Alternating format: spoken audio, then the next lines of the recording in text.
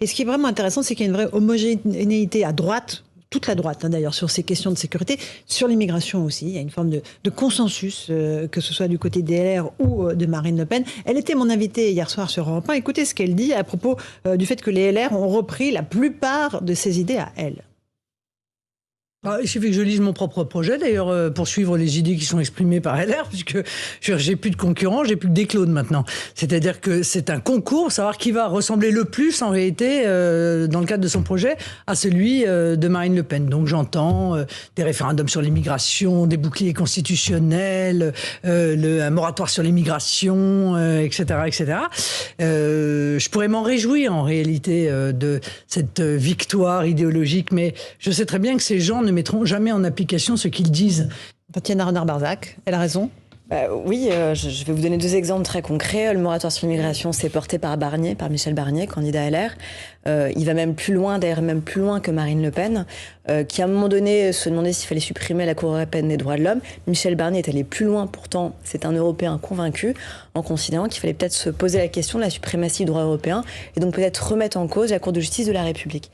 Donc c'est vrai que évidemment que là c'est un peu la course à l'échalote, si j'ose dire, à droite parmi les candidats LR, et que c'est vrai qu'il y a une vraie cohésion en fait sur les propositions, et de l'autre côté ça montre en creux aussi qu'il y a un vide intersidéral, il faut être tout à fait honnête, à gauche aujourd'hui.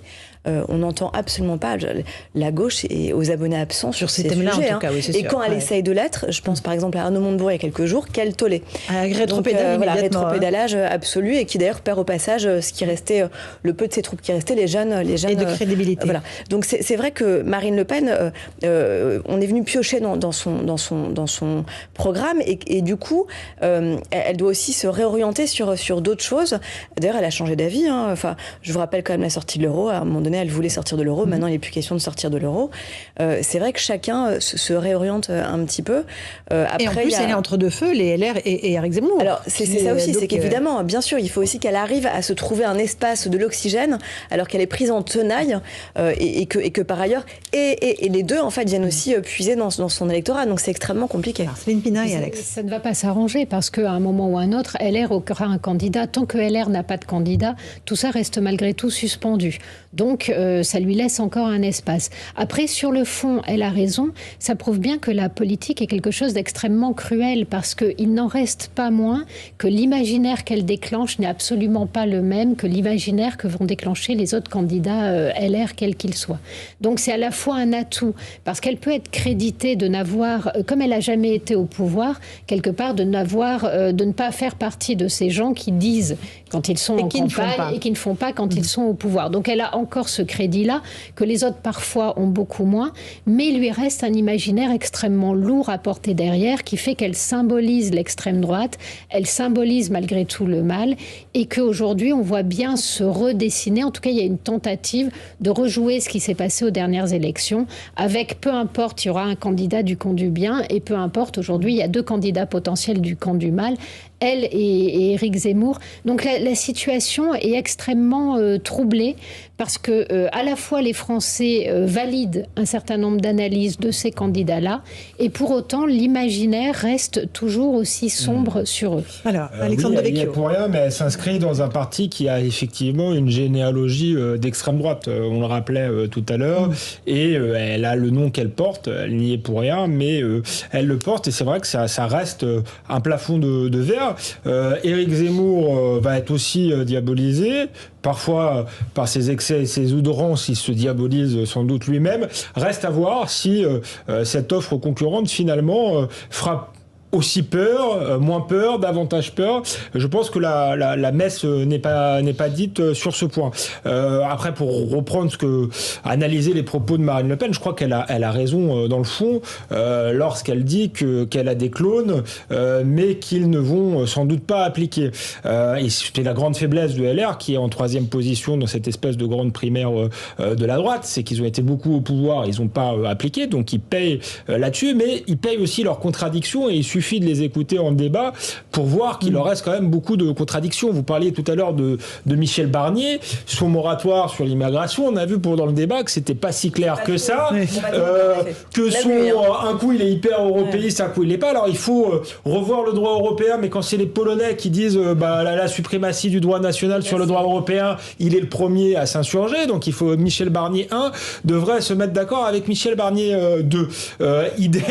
Et c'est un peu comme ça surtout. Ils sont pour un État régalien fort, mais alors moi j'étais attristé parce que c'est plutôt mon camp, mais de les voir, on était revenu 5 ans en arrière où ils se battaient pour savoir lequel d'entre eux supprimerait le plus de fonctionnaires. Est-ce que c'est le moment, quand il n'y a pas de lit à l'hopital, que la police est à l'os, que l'armée est à l'os, et que la justice s'est paupérisée. Donc là on voit, et les gens sont pas idiots. Ah oui, vous voulez plus de police, mais vous voulez supprimer un nombre de fonctionnaires, et en plus ils font pas dans le détail, parce que moi je suis plutôt pour supprimer des fonctionnaires dans ce qui est la bureaucratie française, mais ils le disent même pas. Oui, donc il y a vraiment c'est aujourd'hui un parti qui est intellectuellement moribond, je crois. Attendons.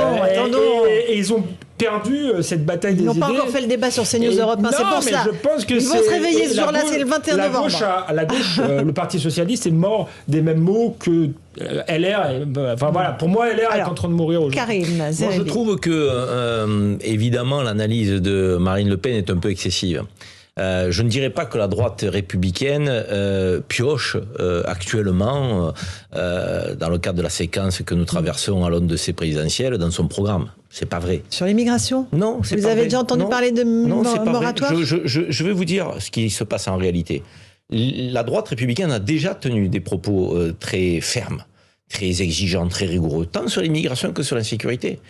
La différence, c'est que eux ont gouverné et que ces positions fermes et dures qui ont été tenues, Nicolas Sarkozy, 2007, je suis désolé, il parlait d'une immigration économique. Immigration choisie, immigration subie, c'est quoi ? Si c'est pas les quotas économiques, c'était ça. Identité nationale, c'est quoi ? Qui avait fait polémique au départ. Carchériser les délinquants, c'est quoi ? C'est ni plus ni moins, c'est 2007. 2007, ça fait 14 ans. Donc 14 ans que la droite, avec un Nicolas Sarkozy énergique, vigoureux, avait fait un diagnostic qui consistait à faire en sorte que la République soit plus forte et apparaisse plus forte dans sa gestion des affaires. Mais elle a gouverné, cette droite. Et elle a déçu. Parce qu'effectivement, on a vu que tout ce qui avait été indiqué n'avait pas été mis en œuvre. Le défi qui se présente à cette droite républicaine, c'est à ce qu'on puisse recroire en elle. Donc ça, c'est quand même un vrai défi. Puisque vous ne l'avez pas fait, pourquoi vous le feriez ? Alors, ils vont vous dire, mais ce n'était pas nous qui étions candidats à la présidentielle. On a été ministre d'un gouvernement, on appliquait la politique de ce gouvernement. Ça s'entend aussi. Mais il y a une réalité, c'est que Marine Le Pen, elle a aussi effectué un déplacement vers la droite républicaine. Ça veut dire qu'elle est moins dans la surenchère, elle est devenue plus raisonnable, et eux, effectivement, se sont un peu durcis donc dans cette présidentielle. Donc ça a fait que les deux se rejoignent un peu. Ce que ne fait pas Éric Zemmour. Éric Zemmour, lui, assume une position à droite de la droite, à droite de Marine Le Pen. Ça veut dire qu'il est même au-delà, pour moi, parfois, au-delà de l'extrême droite. Un dernier mot sur les services publics. Il faut quand même... et sur les suppressions de fonctionnaires. Sur les suppressions de fonctionnaires. Ils ne sont pas tous sur la même ligne. Notamment Juvin, mais on sait pourquoi. Juvin, il met toujours la blouse, il est toujours à l'hôpital, et il se rend compte tous les jours donc des manquements, des déficits d'effectifs de personnel. Alors, si vous lui dites que vous enlevez des personnels de l'administration pour le mettre sur le terrain, il dit oui. Hein. Il parle des 30%. Il dit oui, attention. Parce qu'il y a 30% de personnel administratif aujourd'hui dans l'hôpital public. Il dit, si vous me dites effectivement d'abaisser ce chiffre à 10 ou 15% pour les rebasculer, oui, je suis d'accord. Mais c'est raisonnable. Je pense que c'est un homme qui est sur le terrain, Juvin. Donc, bon, il y a peu de chances que ce soit lui qui gagne. Valérie Pécresse donne un nombre de suppressions de fonctionnaires. Ciotti donne un nombre de suppressions de fonctionnaires. Pas Xavier Bertrand. Xavier Bertrand n'a pas donné de nombre de suppressions de fonctionnaires. Il dit, je veux les faire passer, je veux faire sauter les 35 heures. Je veux qu'ils puissent travailler plus longtemps. Une ligne un peu plus sociale, mais qui reste à définir. Et quand on ne donne pas de chiffres, on reste ambigu. Ça demande quand même des précisions. Quand c'est flou, il y a le vrai changement, c'est l'évolution de la population. C'est-à-dire que LR ait pu faire des propositions qui étaient très fermes dans les années 80 ou même après, sauf qu'il le faisait avec une population qui, elle, n'avait pas pas évolué en ce sens-là, qui était encore sur un logiciel qui était un logiciel beaucoup plus où on voyait en fait tout immigré comme étant un opprimé, un oppressé, etc. Aujourd'hui, on a une population qui a évolué, qui subit peut-être plus de violence, qui a beaucoup plus d'inquiétude face à son avenir et qui, du coup, se positionne complètement différemment par rapport à ce qui était le cas dans les années 80, voire même en 2007. Et donc, aujourd'hui, il y a des choses qui sont possibles, qui ne l'étaient pas même en 2007, parce qu'il y avait des résistances au niveau des corps constitués et de la population. Un dernier mot, Tatiana. Deux choses, alors, je suis complètement d'accord, c'est en effet, la France est droitisée, les débats se sont droitisés, et certains liens même qui ont été faits il y a de longs mois par la droite, entre immigration par exemple, et insécurité ou terrorisme, n'auraient jamais pu être verbalisés même ainsi il y a quelques années. C'est la première chose. Deuxièmement, je pense que Marine Le Pen a commencé sa campagne en désertant ses fondamentaux, considérant qu'elle n'avait pas besoin de faire campagne sur la sécurité ou l'immigration, parce que les gens déjà savaient que le RN était associé à cette étape. Et forcé par Éric Zemmour, et forcé aussi par la droite traditionnelle républicaine qui a dû se repositionner par rapport à Zemmour, elle a dû revenir sur ses fondamentaux. Et donc non, la droite n'est pas venue piocher, la droite est venue reprendre des thèmes qui auraient dû être les thèmes de leur débat depuis toujours, mais c'est parce qu'ils ont déserté ces thèmes-là justement que Éric Zemmour est si fort dans les sondages. Merci à tous les quatre d'avoir participé à cette émission Punchline en ce novembre. Merci Céline Pina, Alexandre Devecchio, Tatiana Renard-Barzac et Karim Zerebi. On se retrouve dans un instant sur Europe 1 pour la suite des débats de Punchline et bien sûr sur CNews, vous avez rendez-vous avec Christine Kelly et ses invités pour Face à l'info. Bonne soirée sur nos deux antennes.